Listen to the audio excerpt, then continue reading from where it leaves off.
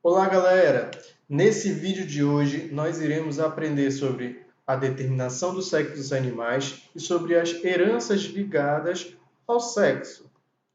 O sexo nos animais ele pode ser determinado por meio de cromossomos sexuais e para esse tipo de determinação sexual existem alguns sistemas. Sistema XY, X0, ZW, Z0. Além disso, o sexo nos animais ele também pode ser determinado por meio da ploidia, ou seja, por meio do número de conjuntos cromossômicos presentes no genótipo desse animal. Então, de acordo com essa ploidia, o sexo pode ser determinado. Vamos conhecer cada um desses tipos. Olha só, sistema XY, que é comum à nossa espécie, tá? Nesse sistema XY envolve, né, os cromossomos sexuais e a mulher ela vai apresentar um par de cromossomos sexuais idênticos, chamados de XX. Por serem idênticos esses cromossomos sexuais, ela é chamada de homogamética, porque apresentam pares de cromossomos sexuais idênticos. Já o homem, né, o organismo masculino dessa espécie, por exemplo, ele vai apresentar um par de cromossomos sexuais diferentes, por isso ele é chamado de heterogamético. Então, lá na formação dos gametas, como acontece? O homem ele pode formar dois tipos de gametas. Um espermatozoide contendo apenas o cromossomo X, cromossomo sexual X, e um espermatozoide contendo o cromossomo sexual Y. E a mulher ela vai poder formar apenas um tipo de cromossomo, que é o cromossomo sexual X. Então, esse tipo de organização nesses cromossomos sexuais vai determinar o sexo, por exemplo, na prole desse organismo aí da espécie humana. Outro tipo de sistema também que nós podemos citar é o sistema X0. Nesse sistema, as fêmeas vão apresentar dois cromossomos sexuais X, enquanto que os machos não irão apresentar cromossomo sexual Y, irão apresentar apenas um cromossomo sexual X. Então fica dessa forma na distribuição dos gametas. A fêmea pode formar gametas contendo cromossomos sexuais X e o macho ele pode formar gametas contendo um cromossomo sexual X e um outro que não contém cromossomos sexuais.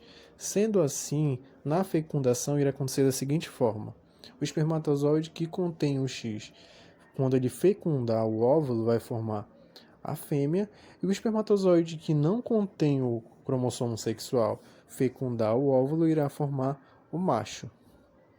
Nas aves, em algumas espécies de répteis, em alguns insetos, a determinação do sexo vai ser da seguinte forma: as fêmeas irão apresentar um par de cromossomos sexuais diferentes. Nesse caso aqui vai ser diferente lá do cromossomo do sistema XY, onde a fêmea apresentava um par de cromossomos iguais e o macho diferente. Nesse caso aqui, as fêmeas que serão heterogaméticas. Então, irão apresentar um par de cromossomos diferentes, o Z e o W.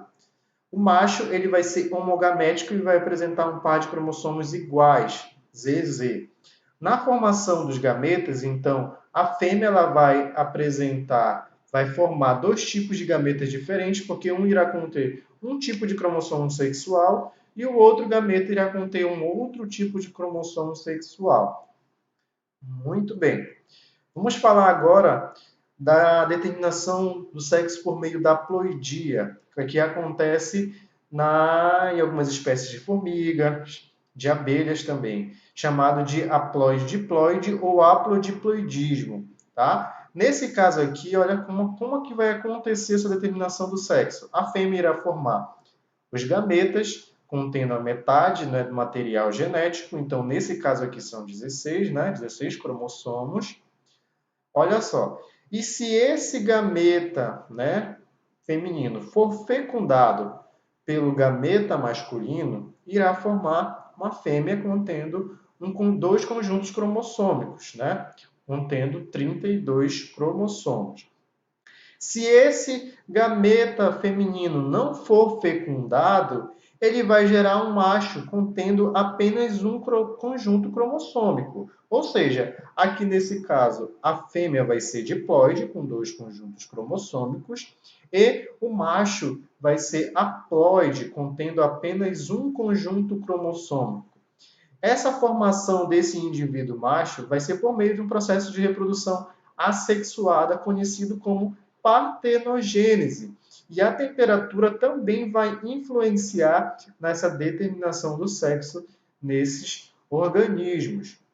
Outro ponto importante é que nas abelhas, por exemplo, existe uma certa diferença entre os indivíduos que formam essa sociedade, né? Existem os zangões, que estão relacionados ao processo de reprodução, né, da rainha, que apresentam apenas um conjunto cromossômico, como nós vimos, são haploides. Existem as abelhas rainhas e as operárias. O que vai diferenciar entre abelha rainha e operária vai ser o tipo de alimentação de cada um desses organismos, certo?